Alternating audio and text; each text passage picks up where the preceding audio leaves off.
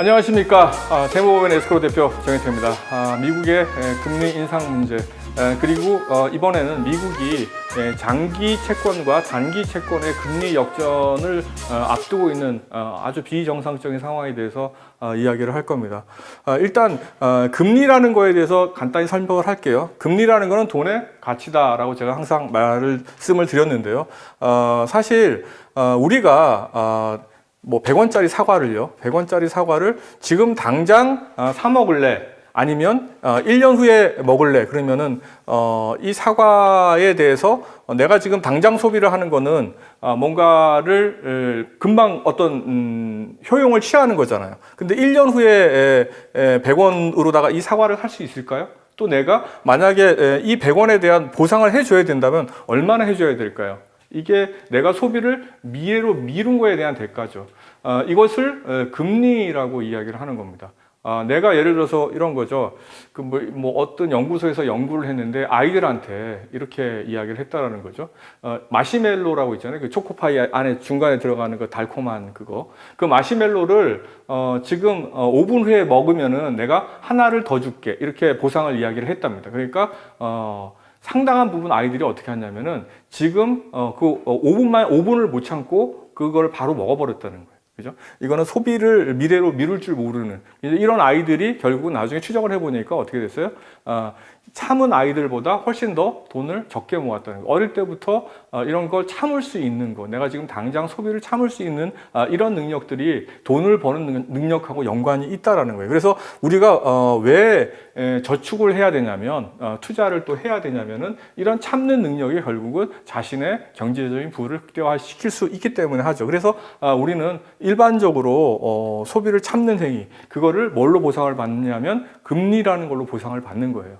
자, 그러면 좀 더 이야기를 진행을 시키면은 예를 들어서 100원 이제 물가하고 연동을 시켜 말씀을 드릴게요. 100원짜리 사과가 있었는데요. 1년 후에 물가가 10%가 올랐어요.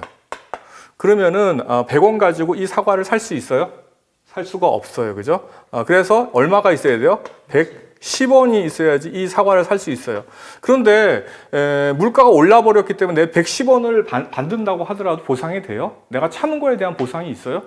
없죠. 물가가 상승해버렸기 때문에 참은 거에 대한 보상은 없잖아. 내가 당장 소비를 하고 내년에 소비를 하더라도 똑같이 사과 하나를 소비할 수 있을 뿐이에요. 그죠? 그렇지만 나한테 보상을 줘야지 그게 정상적인 게 아니에요? 여기에 뭐 예를 들어서 10%를 더 줬다. 그래야지 그 금리를 얼마를 줘야지 나한테 보상이 있는 거예요? 20%.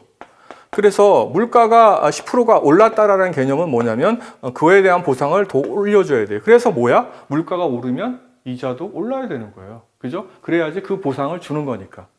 그렇게 이해를 하시면, 그래서 왜 물가가 오르는데 왜 이자를 올려야 돼?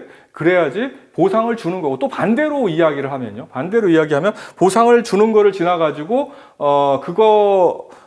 그 물가를 안정시킬 수가 있다라는 것이죠. 이자를 줌으로 인해 가지고, 왜 돈의 가치를 더 줌으로 인해 가지고 지금 버블이 있는 것들을 상당히 완화하는 효과, 이 두 가지 효과 때문에 상당히 설득력 있게도 물가와 이자의 관계를 이해를 하실 수 있었을 거라고 저는 생각을 합니다.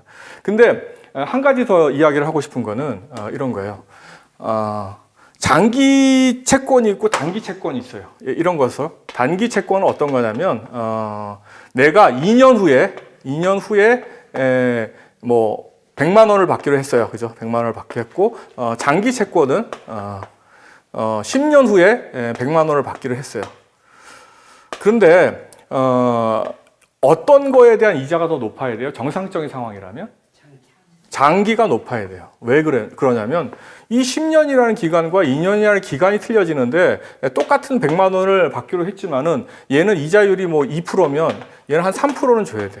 물론 매년 3%씩 줘야 되고 얘도 뭐 2%씩 줘야 되지만, 왜냐하면 이 10년을 지내는 동안에 채권이랑 누구한테 받을 건데 얘가 도망가 버리면 어떡해?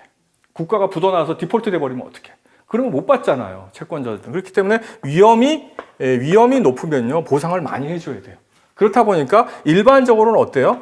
장기 채권이 이자율이 높다. 근데 지금 미국이 어떤 상황이냐면 이 장기 채권하고 단기 채권이 플래티닝 되고 있다라는 얘기예요. 실질적으로 이자율이 어때야 돼요? 장기 채권 이자율이 뭐 이만큼 장기, 그럼 단기 채권이 이래야 되잖아요. 근데 이게 이자율이 변동이 돼요. 근데 이자율이 지금 이렇게 장기 채권이 이렇게 된 게 아니라 이게 단기 채권이면 이자가 내려가.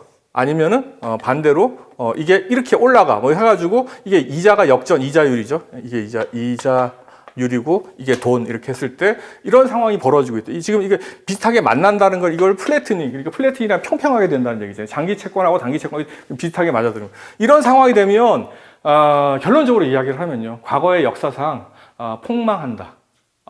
이게 역전이 되는 상황이 두 번의 경험에서 2008년도 그때 상황에서도 이런 플래트닝 상황이 오고 나서 미국의 주가 지수가 폭락했죠. 그 당시 리먼 브라더스 사태 나고. 근데 이게 무슨 효과냐? 이미 6개월 전에 이런 현상이 나타나고 있었어요. 왜 그러냐면 사람들이 장기 채권보다 단기 채권을 너무너무 이제 선호하기도 해서 뭐 그런 것도 있지만은 이런 이상한 현상이 생기기 시작했다라는 겁니다. 그래서 우리는 이 현상에 대해서 뭐 여러 가지 진단을 하지만 결론적으로 지금은 이게 상당히 0.6% 정도 차이가 나면 위험하다고 보고요. 그 다음에 이때부터 위험으로 간다고 보고, 이게 역전이 되면은 한 6개월에서 한 1년 사이에 경제가 폭망하는 상황으로 갔다라는 거고, 지금 상황은 어느 정도냐면 0.3 정도 차이가 난다고 그래요. 작년까지만 해도 0.8 정도 차이가 났어요. 이거를 뭐 요새 유식한 말로 BP라는 얘기를 쓰는데, 이게 뭐 이제 60BP, 뭐 이게 뭐 이제 30BP, 지금 30BP 안으로 들어오고 있어요. 이게 역전되면 어떻게 된다? 미국 경제 작살난다. 이렇게 보는 거죠. 그리고 워렌 버핏이나 이런 투자의 기재들이 이 장단기 채권의 플래트닝에 대해서 대단히 중요하게 생각하고 내가 투자 자금을 회수하는 시점으로 지표로 삼고 있다는 겁니다. 그래서 대단히 중요한 부분이니까 이해를 하실 필요가 있다. 근데 왜 이런 현상이 일어났는지는 다음 시간에 제가 한 번 더 말씀을 드리도록 하겠습니다. 고맙습니다.